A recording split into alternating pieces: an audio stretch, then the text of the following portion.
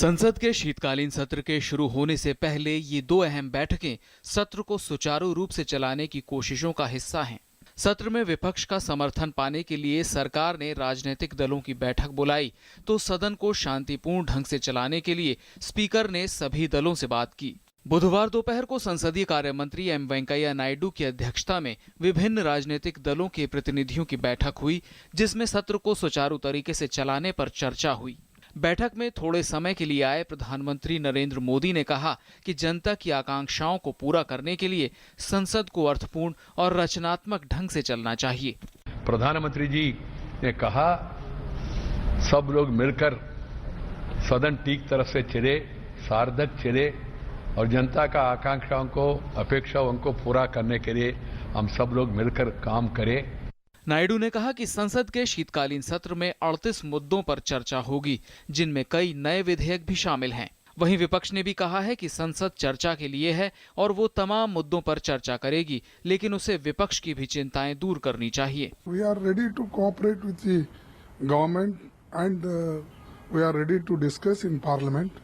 The parliament is meant for discussion.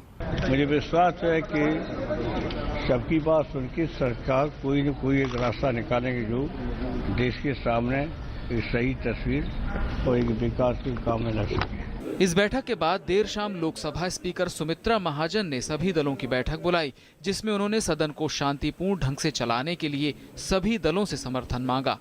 इन बैठकों के अलावा सत्ता पक्ष ने भी संसद सत्र के लिए रणनीति तैयार की। प्रधानमंत्री के आवास पर पहले बीजेपी संसदीय दल की कार्यकारिणी की बैठक हुई, जिसमें पार्टी ने सदन के लिए अपनी रणनीति तय की। इसके बाद एनडीए के घटक दलों की प्रधानमंत्री की अध्यक्षता में बैठक हुई। एनडीए की बैठक में सभी दलों के समन्वय पर जोर दिया गया।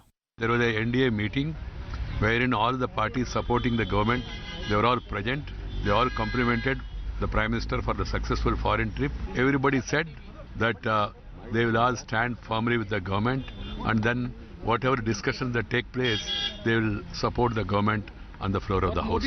इससे पहले वरिष्ठ मंत्रियों ने मंगलवार को सदन में समन्वय के लिए रणनीति तैयार की और विचार विमर्श किया था। कुल मिलाकर संसद सत्र के लिए सत्ता पक्ष और विपक्ष दोनों ने तैयारियां कर रखी हैं और देखना है कि पीएम की अपील के बावजूद सत्र कितना सार्थक हो पाता है। राजेश राज और ऋषि कुमार के साथ news night desk, DD news.